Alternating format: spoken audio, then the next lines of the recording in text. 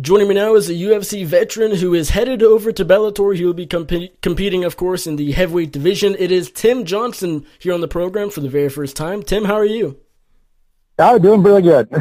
Just waiting for winter to get over and spring to start. Has spring not has it not sprung yet down in Fargo, North Dakota? Nope, it hasn't. Today is like probably first day that we're in the mid 40s. Otherwise, it's been winter's been holding on as long as it could. Well, Winnipeg, as you know, is just as bad as Fargo and perhaps even worse. We're a bit farther north.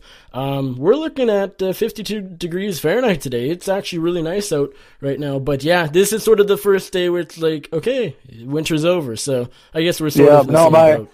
Yeah, my hometown got 18 inches of snow on Friday and Saturday. Right. That's right, because you might have heard the Jets are, of course, playing the Minnesota Wild, or you would have known that, but you might have heard that the Jets actually got stuck in Minnesota in Duluth, had to reroute back to Winnipeg because of that snowstorm. Crazy. Yep, it was a good late season storm. Yeah. Fargo didn't get hit though? Nope, we didn't even get a dusting at it. It was nice and south for once. Very cool. Well, let's stop talking about the weather. I'm sure some people might find that interesting, but others probably don't. They want to hear from you about your new Bellator contract. Before we talk about that, you, of course, are coming off a decision win over Marcelo Gomes down in Brazil, UFC Fight Night card a little while back, earlier this year. Going into that fight, did you yourself decide to fight out the contract? Because you knew going in this was your last fight on your deal with the UFC, or did the UFC just not give you a chance to extend it following that loss to Junior Albini? Actually, I had no idea how many fights I had left on it. I knew I was close. I knew that I either had that fight or one more left. They gave me another debut, and I was like, well, I'm not going to go out here. I'm not going to go out here and do something stupid and lose to another debut. I just, instead of trying to, open the box, let loose a little bit, I just ground it out. I'm like, I'm not going to lose back to back. I didn't know until afterwards. I thought I had one more fight. I was calling for a fight against Andre Arlovsky in Chicago, and then my agent got back to me. He's like, hey, we're going to be shopping around a little while. So that's how I kind of knew that. That's how I found out that my contract was up. So I guess they didn't ask you going in, or else you would have known. So they didn't. They would have known that you had one fight left. But I guess coming off the loss, I don't know. Maybe it was a risk, but they didn't reach out and try to resign you. Yeah. No. Looking back, I probably should have taken the Albini fight. I was pretty injured going into the fight, so I wanted to be a team player. So that probably was a bad decision there too. Fair enough. So was the UFC interested after the Gomes fight, after you went in there, got the job done, took care of business, upset the guy? You were actually a slight underdog, if I do recall correctly. Were they interested? Did they express interest? Did you hear much from them? From what I understood, it was mild. And we were on the open market. And I didn't even really listen to anyone else. So I got the numbers that I wanted from Bellator, and just took it without really thinking twice about it. Looking back in hindsight, is it slightly surprising or odd that you're leaving the UFC onto, something different, onto Bellator, coming off a win? You don't see that too often. Yes and no, I guess. I mean, it is kind of an oddity, but I'm not a real guy who's involved in all the intricacies and all the norms that everyone always kind of goes off of. I never really followed any of that stuff. I just kind of take advice from outside sources here and there, and just kind of go with what my gut feeling is. So, when you beat Marcelo Gomes, of course, looking back, that was the Machida Anders card, February 3rd of this year. Your hand is raised, decision win. Would you have ever expected, to be signed with Bellator a few months from then? No, it wasn't probably percentage-wise, it wasn't high, but already a couple of fights prior to that, we were talking about switch over with me and a couple of training. A couple of my coaches and my agent were already kind of talking about other avenues of a direction to go in. So how did this come together? From the sounds of it, because you mentioned it briefly, it seemed to be a pretty quick process with you signing with Bellator? Yep, that it did. And talked to my agent. I threw out a couple of things that I kind of heard down the grapevine, and he kind of looked into them along with doing his due diligence, and it was pretty quick turnover. I'm not gonna lie. Sat on the contract that they sent over for about 2-3 days, and then that was kind of the one that felt right, and signed it. Is the new deal with Bellator what you were looking for? Did you get what you want? Is it any better than your most previous deal with the UFC? Are you happy with it? Yeah, it's more than my most previous deal with the UFC. And it gives there's a lot more room to build up. And the biggest thing for me was I'll be able to brand myself a little bit. There's so many people who don't know anything about me. A lot of people don't know I'm a combat veteran. I grew up on a farm, and I'm from a town of 700 people. Like, so many people don't understand that, because I wasn't able to build myself really as a brand, and now I can have some more freedom to really exercise all that. Why do you expect to have more freedom to build your brand in Bellator compared to the UFC? It's just UFC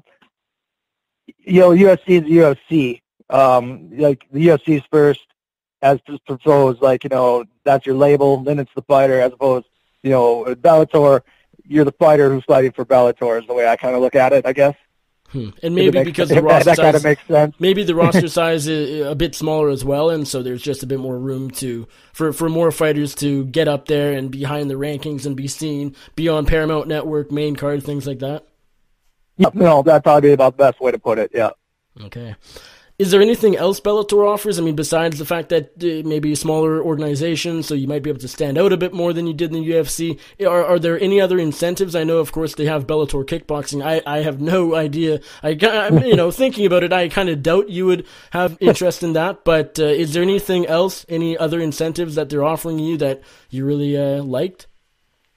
Just talking to a lot of their higher ups. It just seems, it's a little smaller. It seems a little more, one-on-one friendly. It's not so business. It's actually, when you're talking to someone, it's a little more personal, I guess. It would be, from what I've gathered so far with talking about Bellator. Interesting. And although the deal came together pretty quickly, just a few days or so, did you get any other offers from the time when you were basically done with the UFC to when you signed the dotted line? No, not so many major ones. We were looking into maybe the PFL, right? Right. Yep. And then I know there was a fight against what's his name in Russia there, that they were looking for an opponent against. I can't think of his name right now. The undefeated heavyweight over there. I kind of exercised that for about a couple hours. Yeah, Minikov. I kind of exercised that option for a couple minutes, and it was just kind of like things like that to see. So we were throwing out feelers, basically. Okay, so you never really sat down with PFL. I was actually going to talk about or ask you about PFL, whether or not they were interested. They were interested just because they recently, just the other day, announced sort of the fine print details as far as their upcoming tournaments. Of course, they have all the rosters set, the dates are set, and so that'll kick off in June. Would that have been something that sort of piqued your interest? Of course, completely different. They're trying to be the first MMA league with a regular season, then playoffs. Is that something that would have interested you? It probably would have, if it would have been happening in October. Summer up here, I want to get a fight early summer, and then be able to enjoy, because as you know, from Canada, we only get 3 months to enjoy the weather. So in my last couple of years here, I've always had a fight in the middle of summer, so I haven't been able to miss out with time with my family, my nieces, my nephews. Out at the lake and stuff, because I just can't get over to the cabin and, enjoy summer. So that's kind of, was a little bit of a, that was kind of something for me that I wanted. I wanted a little freedom, about, 5-6 weeks of freedom in the summertime here that I can enjoy with the family and with friends. So you mentioned that you also had an offer to maybe fight Vitaly Minikov over in Russia. Why did you ultimately opt against that? And any other offers you had, or any other sort of conversations you were having? Why was Bellator the winner? Why was Bellator the first choice? I I've always felt Bellator is good for MMA. For any business that I've always felt a monopoly isn't good, and Bellator is the main competitor, and that makes UFC better, makes Bellator better, and vice versa. Caribou Coffee and Starbucks, they do better when they're right next to each other. It's kind of like runs off of that. So if I was going to be somewhere else, Bellator is always the option I wanted to go to. You mentioned the monopoly, and I know if you talk to anybody over at the MMAFA, they'll really talk about the monopoly that the UFC supposedly has, and then that sort of leads to unionization. Is Project Spearhead something you've looked into ever since they were launched a couple months back? Yes. Leslie Smith messages a bunch of I think probably a majority of the roster, and looked into it, but I honestly don't think it was, I'm not sure now, switching over, if that's like a part of, like, for MMA as a whole, or if that was just unionized with UFC fighters. They are actually including Bellator fighters as well. It's UFC and Bellator. Oh, okay. Well, see, that's information I didn't know. It is still on the table for you. Yep. So, nope, it's something I looked into. Haven't really sat down and made a decision on it yet. I haven't really looked into it too deeply, but definitely something I'll probably be looking into here in the future. And of course, MMAfighting.com's report about your signing said it was a multi-fight deal, exclusive deal. How many fights do you have on your first contract with Bellator? Do you mind saying?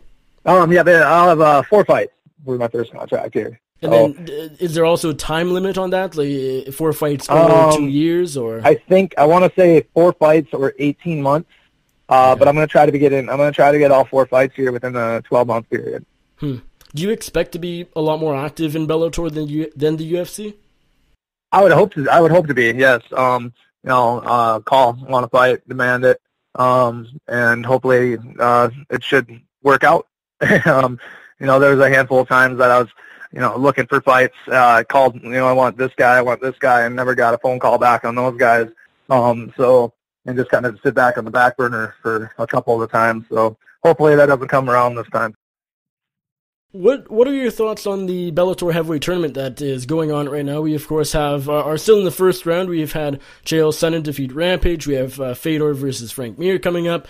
What do you make of it all, just as, sitting back, not keeping in mind the fact yet that you're a heavyweight fighter in Bellator, but just as a fan, do you like it? Is it a good idea? Yeah, no, it's definitely, that's what, way back in the day, that's what Bellator was, tournament-based, and I think it's a cool thing to do. It's a nice little shake-up. Consistently doing it, maybe not, but like every year, every other year, something like that, that's definitely a fun little shake-up to do to a weight class. Yeah, and now keeping in mind the idea that you are a Bellator heavyweight fighter, is there any chance that you sneak in somewhere, as an alternate if someone gets hurt or can't continue? Is this something you're interested in, or is it completely off the table? Yeah, I would definitely. They asked me to be an alternate. I'd probably definitely jump aboard on that. But I think they got a pretty good list of alternates right now that I'm probably not a consideration on that list. Do you feel like you just missed out, sort of just missed the boat just because you just signed and it's been going on for just, since January, so? No, not really. It'd be nice to jump right in that tournament. It'd be nice to get an established fight first, and then from my perspective, that's been the way to do it anyways. Sure, that's fair. When do you hope to make your debut? Hopefully in June here sometime would be great. If not, then as early in July as I can. Yes, because again, Fargo does get a little chilly, and so got to enjoy those summer months if possible. Yep, exactly. Got to talk a little NHL. I know you don't live in Minnesota, although Fargo technically has a twin city, sort of, does it not? Yep. There's a twin city, Fargo, North Dakota, and Moorhead, Minnesota, are just divided by a river. Right. Yeah. And you actually still go to school in Minnesota, do you not? Yep, that I do. I'm going to be finishing up my last class here in the next 3 weeks. I should graduate. Very cool. Congratulations. I am on route to graduating high school, definitely a scale behind you, but that's coming up for me as well. I got to talk about this. Winnipeg Jets finally make the playoffs. They're taking on the Minnesota Wild, which, again, you live in Fargo, North Dakota, but definitely have a lot of ties to Minnesota. Are you a hockey fan at all? Actually, I'm not a huge hockey fan, and when I moved, I grew up in southern Minnesota where there really is no such thing as hockey. It's all wrestling. And that was kind of a culture shock moving up north here where, it's more hockey, not wrestling. Everyone loves hockey. And I was like, I've never even actually sat down and watched a hockey game. But I am seeing from Minnesota, I'm a fan of all Minnesota teams. So I will give them a little root. I thought that the Wild had a better chance last year than they do this year, but at least they got to steal one from you. Yes. Have you paid attention to these playoffs at all? You said you haven't watched a hockey game. Does that include even these playoffs? Yep, I've been following the Wild for the last couple of years now since moving up here. But yeah, that first game that you guys took us up there. I mean, you guys had 40 shots on goal and we had 20. That was just gross. Yes, and that was the first game where you guys had a few goals, but the second game, I think 3-0, we shut you guys out. But hey, you got one in, and so yep. I'm in a hockey pool, and I picked the Jets winning 4-1, so I'm not too upset that you guys. Yeah, so you're still in the game. Yes, but tonight, of course, Game 4 down in Minnesota again. Now, if they take this one, then things get a little interesting, a little worrisome, perhaps. Yeah, if they, if Wild don't pull this one out at home, I mean, for any sport, that's a series. You got to steal one away. You got to steal one at your opponent's arena to win. I mean, and the Wild had a good chance that they kind of, pissed down their leg up there, and kind of like the Timberwolves did down in Houston. They did the same thing. They had a good chance to steal one. They didn't. So, if the Jets win tonight, I think the series is over. And despite their ranking, ending number 2 in the whole league, if any team's going to choke other than the Washington Capitals, it's probably the Winnipeg Jets. And so, hey, well, I'll give you a shout in a week or so, and we'll see where we're at. Minnesota's probably playing Nashville at the time, or who knows? Hopefully not, but... well, see, you say that, but any Minnesota fan of any of our sports, we already know this. I mean, we'll be good, but we'll lose in the most atrocious ways ever that you would never think possible. Yeah, I mean, Capitals have been they're down 2-0 to the Columbus Blue Jackets at home, both overtime losers. And so, I got the Knights going all the way. Do you? Yeah, I consider that. I've been saying, Vegas has been looking really good, but the fact that they're the new team, everybody's saying no, that's silly. They're not. Gonna, I had them going out of the round 1. I had them beating LA, and looks like they'll probably sweep them tonight, maybe. But I had Anaheim in the conference finals, and that's not looking too good. So everyone that says they're the first year in contention. Well, that was. That Minnesota Wild, their very first year in existence, they were one game away from the Stanley playoffs. It can't happen. That's crazy. I mean, I'd like to see the Jets win, of course, being, born and raised in Winnipeg. But, hey, if Vegas takes it, I won't be upset. That'd be very cool. Yeah, that'd be good for hockey. Anyways, Tim, thanks again. Really appreciate you taking the time today. It was great to talk about your new deal with Bellator and, of course, the weather in Fargo and Winnipeg and hockey to wrap things up. Thanks again for the time. Before I let you go, remind my audience where they can find you on social media, and if there's anybody you'd like to thank or give a shout-out to, the floor is yours. Let me see. My Instagram and Twitter account are TBearTim. And then Facebook, just search Fighter Profile Timothy Johnson, athlete page.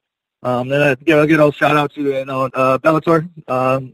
Scott Coker let him sign to me, and hopefully get a couple good fights in, and then be able to work my way up there and fight for a belt here pretty quick.